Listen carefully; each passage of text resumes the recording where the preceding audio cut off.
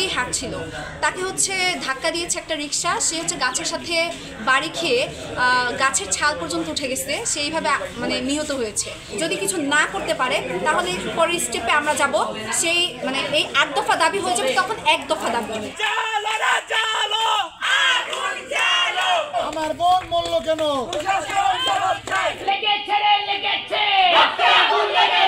আজকে আমাদের কর্মসূচি হচ্ছে ক্যাম্পাস জাহাঙ্গীরনগর ব্লকে। এর প্রধান কারণ হচ্ছে আমাদের 53 ব্যাচের যে রাঁচি কালকে কাঠামোবদ্ধভাবে হচ্ছে হত্যা হয়েছে। তো এটা একটা হত্যাকাণ্ডই বলা যায়, কারণ এখানে প্রশাসনের খুবই ছিল, মানে ধরা যায় হচ্ছে তাদের প্রচুর পরিমাণে গাফিলতি ছিল।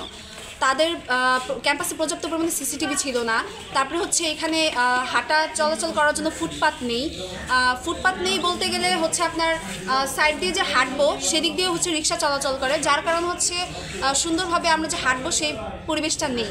ওয়ালটনের পণ্য কিনে জিতে নিতে পারেন নগদ 20 লক্ষ টাকা। Double million offer, Walton fridge কিনে পেতে পারেন 20 লক্ষ টাকা, রয়েছে কোটি কোটি টাকার নিশ্চিত উপহার।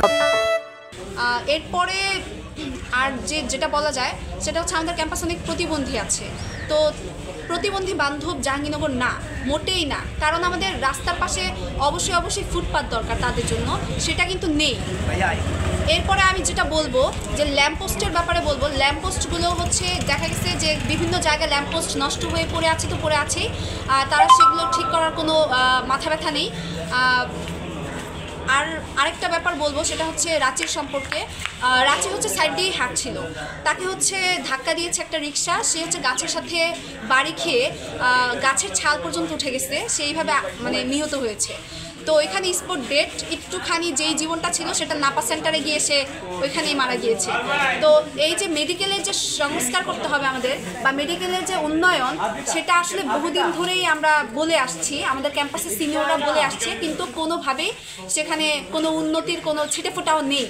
ঠিক আছে, ওইখানে যদি আমরা যাই বলা হয় যে তোমরা এনাম মেডিকেলে যাও, তোমরা পপুলারে যাও, তোমরা সুপার মেডিকেলে যাও, কিন্তু তারা প্রাথমিকভাবে যে চিকিৎসাটা দেওয়া দরকার সেটাও আমরা ওইখানে পাই না। এছাড়া যন্ত্রপাতির তো প্রচুর পরিমাণে হচ্ছে অভাব, এছাড়া হচ্ছে পর্যাপ্ত পরিমাণে ডাক্তারও নেয়, আর যেসব পরিমাণে ডাক্তার থাকে ওগুলা হচ্ছে উন্নত চিকিৎসা দিতে পারে না। ঠিক আছে, আর প্রশাসনের ব্যাপারে যেটা বলবো যে তারা হচ্ছে আমাদের যে 8 দফা দাবি ছিল, তো ওই 8 দফার দাবি তারা প্রচুর পরিমাণে ঘুষি করেছে, মানতে চায়নি। তো আমরা হচ্ছে আমাদের চাপে পড়ে হচ্ছে 24 ঘন্টা সময় নিয়েছি। তো এই 24 ঘন্টা সময়ের মধ্যে যদি কিছু না করতে পারে তাহলে পরের স্টেপে আমরা যাব, সেই মানে এই 8 দফা দাবি হয়ে যাবে, তখন 1 দফা দাবি হবে, অর্থাৎ বিসি স্যারের পদত্যাগ। আমরা চাই না যে আমাদের ক্যাম্পাসে, আমরা চাই যে হচ্ছে আমাদের ক্যাম্পাসে সংস্কার হোক, আমাদের ক্যাম্পাসে 8 দফা তারা মেনে নেয়, কিন্তু সেটা যদি না হয় তাহলে আমরা অবশ্যই ওই 1 দফার দিকে যাব।